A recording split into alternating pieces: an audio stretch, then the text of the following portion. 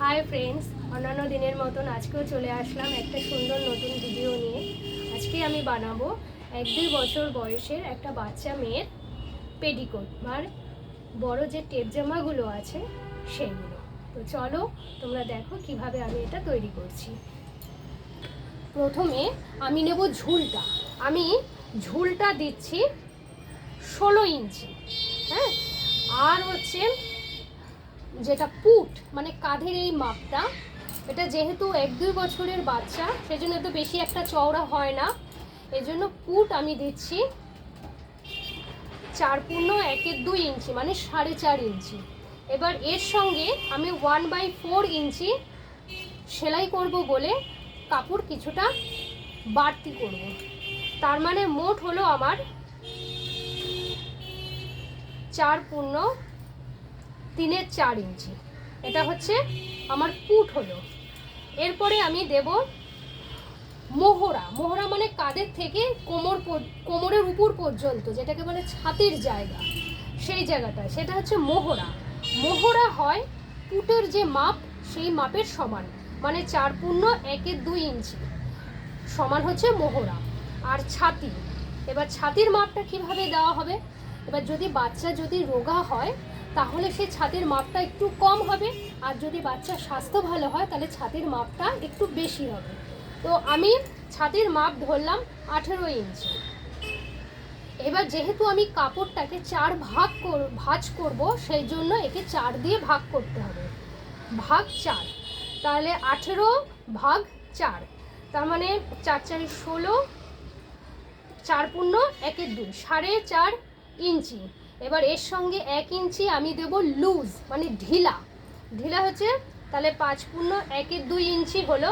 আর তার সঙ্গে আমি আবার 1 ইঞ্চি যোগ করব, যেটা স্টিচ করব বা সেলাই করব, মানে 6.1/2 ইঞ্চি হবে গিয়ে ছাতি, মানে এই জায়গাটার মাপটা হবে।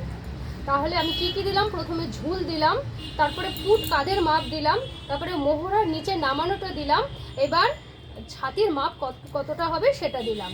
এইবার কাঁধের যে মাপটা, যেহেতু মাথা দিয়ে গলাবে সেই জন্য মোটামুটি একটু মাপ একটু ফাঁকা রাখতে হবে। তো আমি ওটাকে 3 ইঞ্চি ফাঁকা রাখলাম। 3 ইঞ্চি এই মানে গলার থেকে কাঁধের এই জায়গাটা ফাঁকা রাখতে হবে যাতে মাথা দিয়ে গলাতে পারে, ওটা 3 ইঞ্চি রাখলাম। আর এই যে গলাটার যে শেপটা হবে সেটাকে আমি 4 ইঞ্চি গলার শেপ রাখলাম।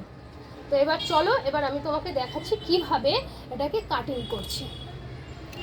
এই দেখো বন্ধুরা, আমি কাপড়টাকে প্রথমে এই যে 2 ভাঁজ করেছি, এই দেখো 2 ভাঁজ করেছি।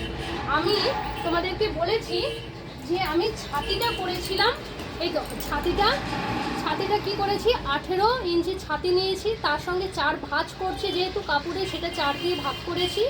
তার সঙ্গে 1 ইঞ্চি হচ্ছে লুজ রেখেছি, 1 ইঞ্চি সেলাই রেখেছি। তো আমরা টোটাল হয়েছে আমার 6.5। তো আমি সেই জন্য এই কাপড়ের এই যে মাপটা, এটা আমি 6.5 রাখলাম।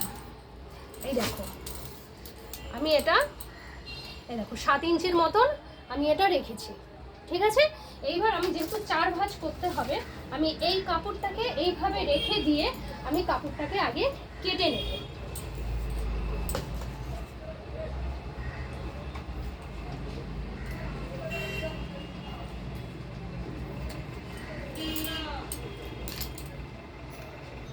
এটা আমার 2 ভাঁজ আছে, এটাকে আমি এইভাবে 4 ভাঁজ করে নিলাম।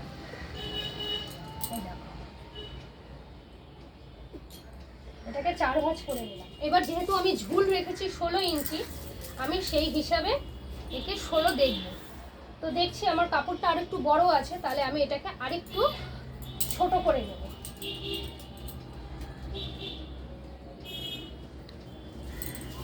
আমি এটাকে মাপ দিয়ে এই পর্যন্ত আনবো, তার মানে আমি এই কাপড়টাকে এখান থেকে এইভাবে ভাঁজ করে দেব। এই ভাঁজ করে দিলাম। তাহলে এবার আমার এই মাপটা এই যে 16 ইঞ্চি এখানে হয়ে গেল। আমি এখান থেকে কাপড়টাকে কেটে দেবো। এই দেখো বন্ধুরা, আমার ঝুল হয়ে গেল 16 ইঞ্চি। এরপরে নেব পুট। পুট মানে হচ্ছে কাঁধের এই মাপটা। পুট আমার এখানে রয়েছে 4.5 ইঞ্চি, তার সঙ্গে প্লাস 1/4 ইঞ্চি, এটা হচ্ছে স্টিচ, 1/4 ইঞ্চি স্টিচ করে তার সঙ্গে অ্যাড করে হয়েছে 4/3 ইঞ্চি, এটা হচ্ছে পুট। তার মানে এই কাঁধের মাপটা হচ্ছে 4/3 ইঞ্চি। তো 4/3 ইঞ্চি, এই হচ্ছে আমি 4/3 ইঞ্চি এখানে আমি মাপ দিয়ে দিলাম। এই দেখো এখানে মাপটা আমি বসিয়ে দিলাম, ঠিক আছে। এইবার হচ্ছে গলার মাপ, এই যে গলার শেপ, গলাটা আমি 3 ইঞ্চি রাখছি, গলাটাকে আমি এই 3 ইঞ্চি রাখলাম। এবার পিছনটা যে গলাটা ইউ শেপ পিঠ পর্যন্ত এসছে, সেই পিঠের মাপটা রাখলাম 4 ইঞ্চি, না এটাও 3 ইঞ্চিই করে নিই, তাহলে না তো গলাটা অনেকটা 4 ইঞ্চি করা মানে একটা বাচ্চার তো অনেকটা গলাটা পিছন দিক থেকে নেমে যাবে জামার। আমি এটাকে দাগ কেটে দিলাম, এটাকে আমি দাগ কেটে দিলাম। এবারে এই যে পুট থেকে কিছুটা নিচে মানে 1/2 ইঞ্চি নিচে একটা দাগ দিতে হবে, যেটা থেকে কাঁধের শেপটা আমরা করব। মানে ঠিক 1/2 ইঞ্চি নিচে, এই যে ঠিক এরকম জায়গাতে আমি কাঁধের শেপ করব। এটাকে আমি 1/2 ইঞ্চি দিলে অনেকটা নিচে নেমে যাবে, এটা আমি দেব 1/4, মানে এই পর্যন্ত, ঠিক আছে। তারপর এইটা হচ্ছে কাঁধের শেপ হলো, এইটা হলো কাঁধের শেপ। তাহলে এটা গলা হলো, এটা হলো কাঁধের শেপ। এরপরে মোহরা হচ্ছে পুটের সমান, পুট মানে 4.5 করেছি আমি, আর 1/4 এটা স্টিচ, তা পুট যখন 4.5 হয়েছে, এটা মোহরা হবে 4.5, এটা হবে 4.5, মানে এই পর্যন্ত নামলো মোহরাটা, এই পর্যন্ত নামলো। এবার এই মোহরা বরাবর হবে এখানে ছাতি। দেখো ছাতি হচ্ছে 18 ছাতি, তাকে যেহেতু 4 ভাঁজ করেছি বলে 4 দিয়ে ভাগ করেছি, তার সঙ্গে 1 ইঞ্চি হচ্ছে লুজ রেখেছি, তার সঙ্গে 1 ইঞ্চি স্টিচ করেছি, সব মিলে হয়েছে 6/1 ইঞ্চি। তাহলে 6/1 ইঞ্চি আমি এখান থেকে এটাকে দাগ দিয়ে দেব। 6/1 ইঞ্চি এখানে দাগ দিয়ে দিলাম, আর এই দাগ বরাবর আমি এটাকে একটা দাগ কেটে নেব। এই পর্যন্ত একটা দাগ কেটে নিলাম। এবার হাতার মাপটা আমি দেব। হাতার মাপটা আমার যে পুটের মাপ আছে, এই পুটের মাপ থেকে ঠিক এই পর্যন্ত যে দাগটা আমি দিলাম, এই দাগের মাঝ বরাবর আমি একটা পয়েন্ট করব, এই মাঝ বরাবর একটা পয়েন্ট করব। এখান থেকে আমি 3/4 দূরে আমি আরেকটা পয়েন্ট করব, এই এখান থেকে 3/4 দূরে এখানে আমি আরেকটা পয়েন্ট করব। এটা হচ্ছে সামনে যেটা আছে, এটা হচ্ছে পিছনের হাতা, এটা হচ্ছে সামনের হাতা, ঠিক আছে। এখানে একটা পয়েন্ট করব, ঠিক এখান থেকে 1 ইঞ্চি ওপরে আমি আরেকটা পয়েন্ট করব। এবার এই যে পয়েন্টগুলো, একবার এই পয়েন্টের সঙ্গে আমি এইটাকে মেলাবো, আর একবার এই পয়েন্টের সঙ্গে গিয়ে আমি এটাকে মেলাবো। দেখো বন্ধুরা, আমি ডিজাইনটা করে নিয়েছি।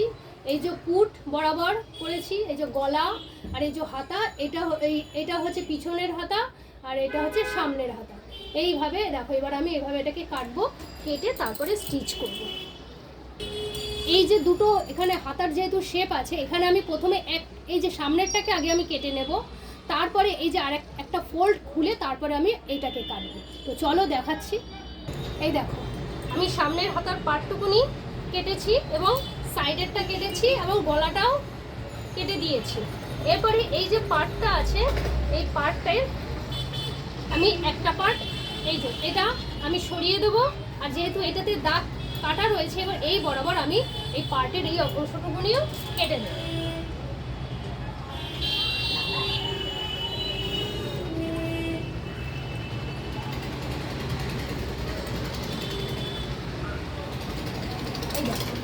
তাহলে এটা একটা হলো আর এটা একটা হলো। এবার আমি এই দুটোকে বসিয়ে দেবো, বসিয়ে স্টিচ করে দেবো। এই দেখো, এই একটা হলো, আর এই একটা পার্ট।